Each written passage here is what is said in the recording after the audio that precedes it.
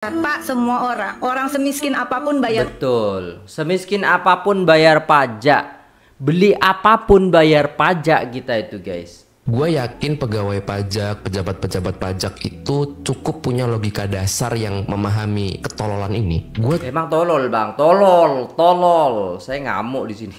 cuma nggak tahu. 300.000 1 tahun, jauh banget. Di sana 7.000, di sini 300.000, gila.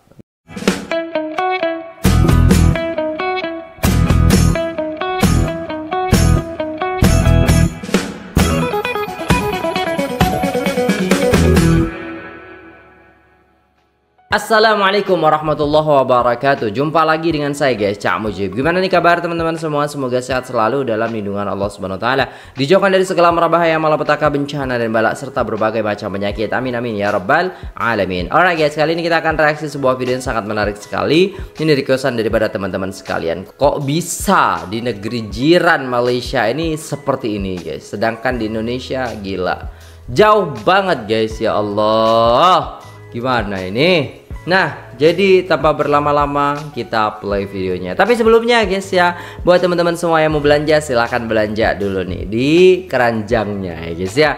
Di linknya di situ ada kan, ada beberapa barang teman-teman bisa belanja gitu kan, untuk istilahnya mensupport channel ini. Jadi tanpa berlama-lama kita play videonya. Let's go. PR minta masyarakat tetap patuh bayar pajak. Ketua Komisi 11 Muhammad Misbakun menegaskan, pajak bukan cuma untuk negara, tapi juga untuk menggaji buruh, dosen, dan membiayai pembangunan infrastruktur. Banyak orang yang bergantung pada pajak, sehingga mogok bayar justru merugikan mereka. Kewajiban ini harus tetap dipenuhi.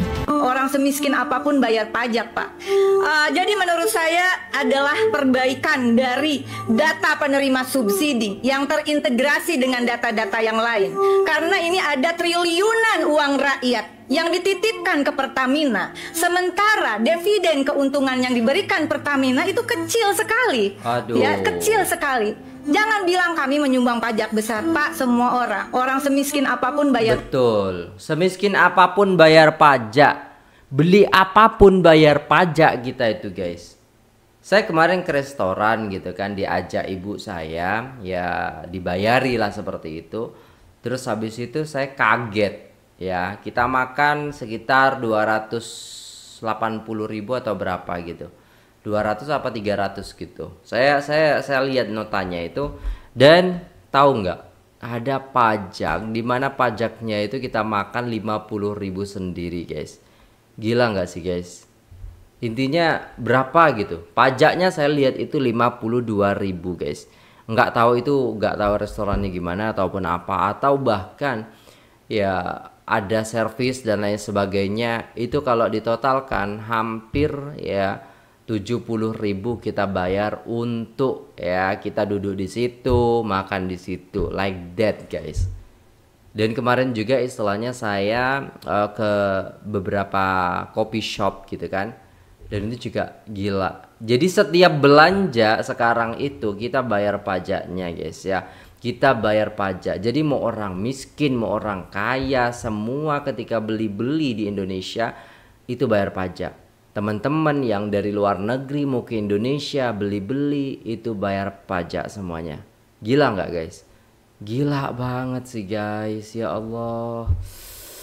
Tapi ya manfaat daripada bayar pajak itu tidak terrealisasikan dengan benar kepada masyarakat yang memerlukan ataupun masyarakat miskin gitu loh. Pajak, Pak, dari pajak jalan, pajak tanah, pajak rumah, semuanya nggak ada yang bayar pajak. Tapi kalau perusahaan negara sebesar Pertamina, kami tidak bisa penilaiannya itu adalah dari pajak dan PNBP. Betul. Pajak motor 150 cc di Malaysia benar-benar bikin geleng-geleng kepala. Hanya RM2 Malaysia per tahun atau sekitar Rp7.000. Iya, betul. Murahnya setara sekali. Gila sih guys, setahun cuma RM2 guys. Di sini saya itu setahun kalau motor Let's Suzuki itu 300.000 lah. 300.000 1 tahun. Jauh banget. Di sana 7.000, di sini 300.000. Gila. Makan apa? Padahal pengendara motor itu di Indonesia adalah terbanyak gitu loh guys ya. Sebanyak itu guys. Gila nggak? Aduh. kali bayar parkir bandingkan dengan Indonesia. Untuk motor 150 cc, pajak dihitung dari nilai jual kendaraan bermotor NJKB dengan tarif PKB sekitar 2% ditambah SWDK LLJ Rp32.000. Hasilnya, total beban pajak bisa tembus Rp230.000 hingga Rp400.000 per tahun, tergantung harga motornya. Semakin mahal motornya, makin tinggi juga pajaknya. Bukan cuma motor, pajak mobil di Malaysia juga jauh lebih murah dibanding Indonesia. Dan yang makin mengiris, harga bensin di sana pun lebih rendah. Padahal, kalau bicara soal kekayaan sumber daya alam, Indonesia jauh lebih kaya Indonesia dong, lebih kaya Indonesia. Saya bangga dengan kekayaan Indonesia, tapi tidak bangga dengan sistem pemerintahannya yang seperti ini. Negara seperti jiran saja itu bisa istilahnya, aduh sudah lah guys ya. Pusing saya guys ya, kalau istilahnya membahas hal ini itu kayak, kok bisa gitu loh ya. Kita yang masyarakat awam ini berpikir kenapa di luar sana itu banyak pemerintahan yang bagus gitu loh. Ya kan, dengan negara-negara yang tidak begitu kaya seperti Indonesia gitu loh. Aduh. unggul. Pertanyaannya, mengapa justru rakyat di negeri yang kaya raya ini harus hidup dengan beban biaya yang lebih berat? Apa di Konoha kejujuran itu hanya mitos? 3 alasan mengapa Indonesia gak bisa bikin produk motor sendiri. Halo brother, Malaysia bahkan sudah punya beberapa produk motor, Indonesia masih saja bikin buat orang asing. Kenapa ini bisa terjadi? Alasannya karena Indonesia gak punya standar teknologi sendiri. Masih ketergantungan dengan negara lain. Kalau mau bikin dengan teknologi serupa, Indonesia harus pegang lisensi dari negara pemilik teknologi itu. Kedua, modalnya gede. Menurut data World Bank, rasio pengeluaran R&D Indonesia terhadap PDB sangat kecil, hanya sebesar 0,28%. Ini sangat jauh bila dibandingkan dengan Malaysia yang sebesar 1%. Tapi justru pemasukan negara kita jauh lebih besar dari Malaysia. Pendapatan Indonesia tahun 2024 nyaris 3 triliun, sementara Malaysia nggak sampai 2 triliun. Ketiga, tingkat kepercayaan publik rendah. Padahal Indonesia sudah bisa bikin motor kelas dunia. Contohnya seperti Yamaha R25 yang diproduksi 100% oleh anak bangsa dan CBR 250RR mengekor di belakangnya. Nah, menurutmu apa yang bikin kita nggak maju-maju sehingga? Lah itu pemerintahannya bang, pemerintahannya nggak support kita, nggak tahu lah bang gimana caranya bang. Ya negara lain sudah bisa membuat roket, kita itu sudah bisa buat pesawat, tapi ya gimana? Ya pemerintahannya itu lagi, kembali lagi tidak mau maju, biar rakyatnya itu miskin dan bodoh ya kan? Nggak bisa bikin motor sendiri. Ini kontras banget nih dan lucu sumpah ya. Ampun, pajak kendaraan Indonesia versus Malaysia jomplang banget ya. Padahal ini sama Malaysia nih, kita lihat Malaysia sama-sama Yamaha NMAX, pajaknya cuma 116.000. Indonesia Yamaha NMAX 400 sampai 700.000 pajaknya. Toyota Veloz cuma 466.000. Karena Malaysia itu tidak mau menyusahkan rakyatnya. Sedangkan di Indonesia ya kalau kamu punya mobil ya harus setor uang dong kepada negara. Di Indonesia sampai 4 juta. Harusnya ya logikanya ya, karena penduduk Malaysia sedikit ya kan, dan negaranya kecil. Harusnya pajaknya lebih besar daripada Indonesia karena untuk menunjang infrastruktur dan lain-lain. Indonesia dengan ya kan penduduk yang sangat besar sekali, harusnya pajaknya kecil karena sudah ditutup oleh ya kan segitu banyaknya orang ya kan, harusnya pajaknya kecil tapi malah kebalikan ya kan. Dia ini abangnya pinter ini bang, abangnya pinter ini. Iya ya, kita tuh penduduknya itu kan 300 juta lah anggap gitu kan.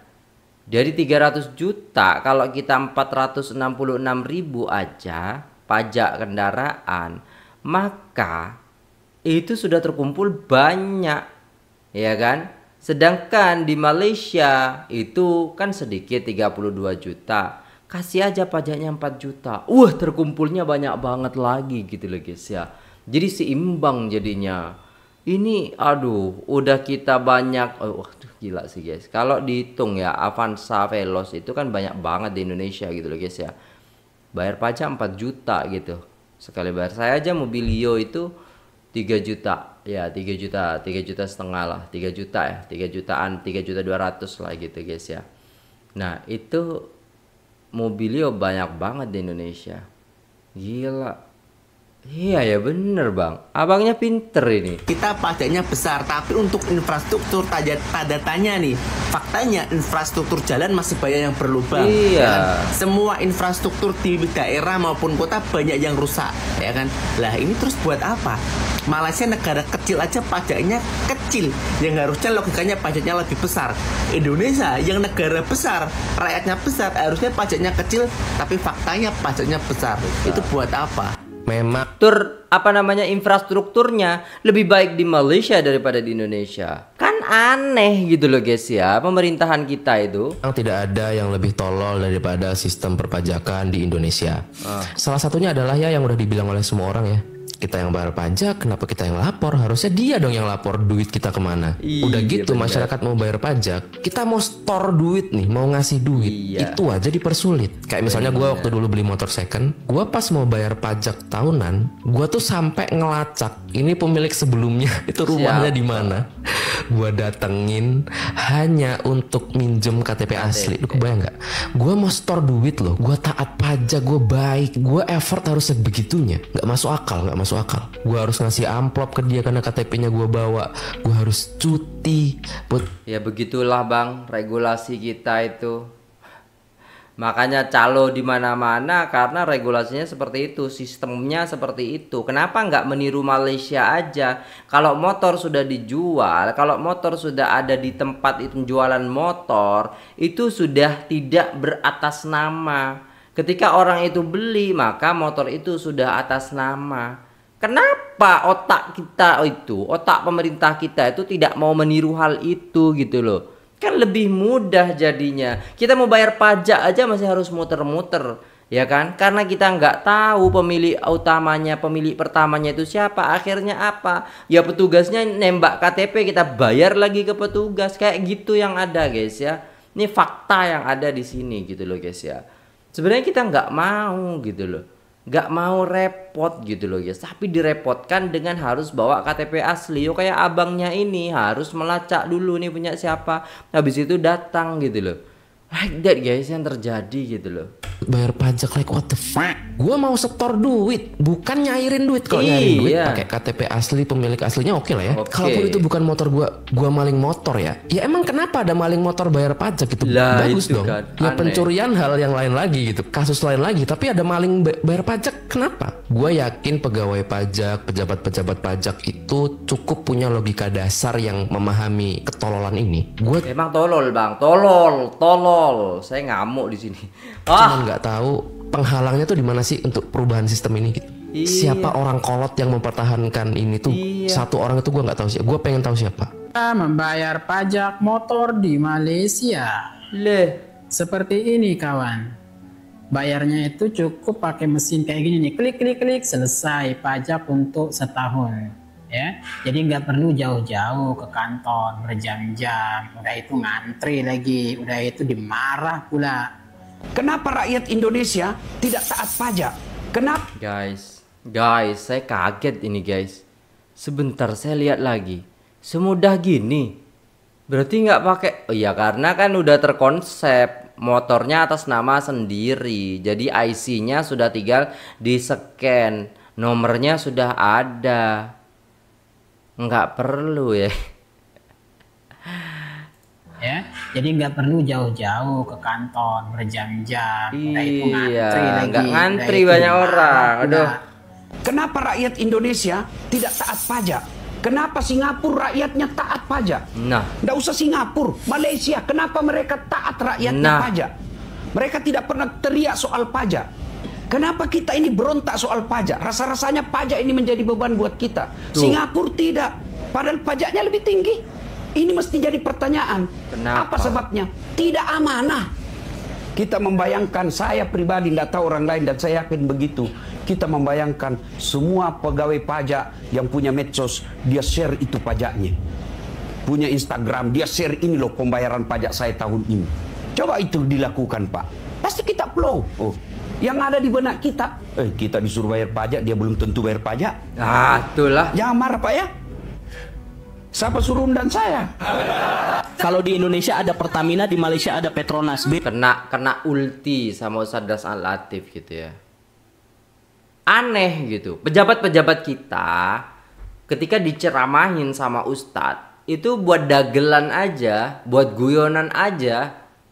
Gak masuk tuh ceramah-ceramah, gak masuk nasehat-nasehat gitu. Itu tuh yang biasa terjadi gitu. nggak tahu loh guys ya, sampai kapan akan seperti ini gitu loh. Aduh. Bedanya Petronas ini udah lama main di dunia balap F1 bro. Sejak 2010 mereka jadi sponsor utama tim Mercedes AMG Petronas. Wow. Bukan cuma nempelin logo doang, tapi juga nyuplai bahan bakar sama pelumas khusus yang bikin mesin mobil kencengnya nggak ngotak. Hasilnya Mercedes jadi rajanya F1, juara dunia konstruktor berturut-turut sampai 7 kali. Jadi bisa dibilang kalau Silver Arrow itu macan di lintasan, Petronas lah yang ngasih tenaganya. Singkatnya, mereka nggak cuma jual bensin di SPBU, tapi juga jualan kecepatan di level dunia.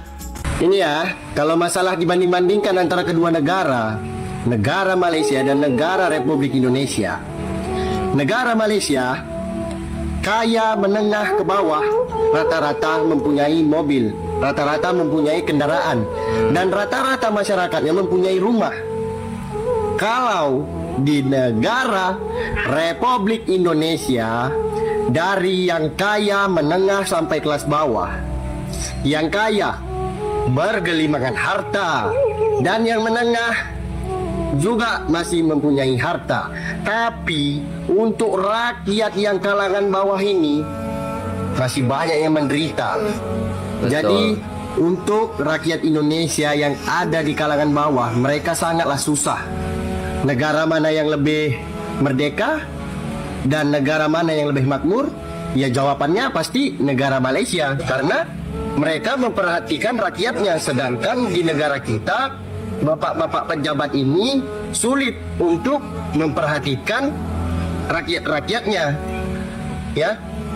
Jadi kesimpulannya, negara mana yang lebih makmur, negara mana yang lebih sejahtera, ialah negara Malaysia. Penduduk bandar tu mestilah rajin membayar cukai.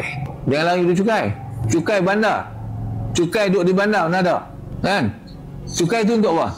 Cukai itulah guna untuk buat longkang. Siapa nak bayar orang ambil sampah? Cukai. Lori sampah siapa nak bayar? Cukai. Kan? Orang angkat sampah siapa nak bayar? Cukai. Polis siapa nak bayar? Cukai. Sebab tu orang yang faham ni, dia bayar cukai, dia sonok. Dia suka. Orang yang paling buruk, tak mau bayar cukai, tapi nak macam-macam kemudahan. Bila sampah berselerak ataupun tak ada orang kutip sampah potong rumput, dia marah. Raja tak cukai.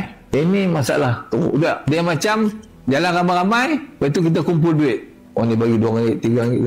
Ada seorang tak mau bagi, dia diam. Jalan ramai-ramai, dia makan awang. Macam tu lah. Kan? Dia seorang tak bayar cukai. Alin orang bayar cukai. Tapi rumah dia nak ambil sampah juga. Tak. Buruk perangai. Jadi sikap membayar cukai itu penting. Membantu. Itu antara adab di bandar. Ternyata Malaysia menerapkan zakat seperti yang ada dalam syariat Islam. Masya Allah. And as I told you, the tax advantage is very few countries have this. That you pay a zakat to one of the government firm designated, each state has. Then if suppose you earn $1 million and you have to give suppose $100,000 hypothetically as income tax or $200,000 income tax, you give that $200,000 as zakat, zero income tax. Alright guys, udah selesai videonya. Dan itulah tadi ya guys ya, kenapa gitu, kenapa seperti itu ya guys ya. Kenapa kita tidak bisa seperti negara-negara luar yang memang istilahnya keren, bagus sistemnya gitu.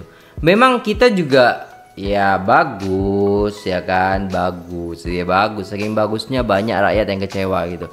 Dan negara luar juga pasti ada korupsi, tapi kita itu ya tingkat korupsinya itu udah tingkat ke 99, bentar lagi 100 gitu loh guys ya. Kok bisa gitu loh guys ya, di negara sebelah, negara jiran kita ini pajaknya sangat-sangat ekonomis. Berbeda halnya dengan kita. Makanya saya bilang abangnya tadi itu pintar, cerdas gitu. Kalau dibandingkan, kenapa kita nggak 500.000 bayar pajak mobil dengan jumlah 300 juta, sedangkan di Malaysia 4 juta per orang karena penduduknya 32 juta gitu loh. Itu worth it gitu, maksudnya match gitu. Tapi ketika istilahnya kita yang 300 juta ini bayar pajak ya 4 juta, dan sedangkan yang 32 juta bayar pajak 500.000, kan terjadi kejomblangan yang sangat-sangat tinggi gitu loh guys ya. ya apa-apapun semualah, ketika pajak kita istilahnya digunakan dengan baik, maka infrastruktur itu akan baik, jalanan akan baik, pembangunan akan baik, masyarakat akan baik, dan juga rakyat miskin akan baik. Seperti itu guys ya, maksudnya ekonominya akan semakin baik. Tapi nyatanya di Indonesia ini ya guys ya, jalannya jelek padahal rakyatnya bayar pajak, ya kan, infrastruktur jelek padahal rakyatnya bayar pajak, orang miskin kelaparan susah padahal rakyatnya bayar pajak. Itu yang jadi pertanyaan besar ya oleh orang-orang awam, oleh kita ini, apalagi mahasiswa gitu loh guys ya, yang mereka bayar pajak tapi mereka tidak bisa menikmati fasilitasnya like that. Dan ya itu tidak bisa terselesaikan sampai dari dulu sampai sekarang gitu, itu tetap terjadi gitu. Dan semoga kedepannya ini lebih baik lagi dengan kita melihat banyak istilahnya negara-negara luar yang istilahnya dengan pajak itu mereka bisa membangun banyak hal gitu loh ya. Bismillah ya, semoga kita lebih semangat lagi, lebih bagus lagi ke depannya, menjadi negara yang makmur dan juga sejahtera rakyatnya gitu ya. Amin amin ya rabbal alamin. Oke, itu dulu videonya. Terima kasih sudah tengok video ini sampai selesai. Jangan lupa like, share, komen, subscribe. Saya pamit undur diri. Wassalamualaikum warahmatullahi wabarakatuh.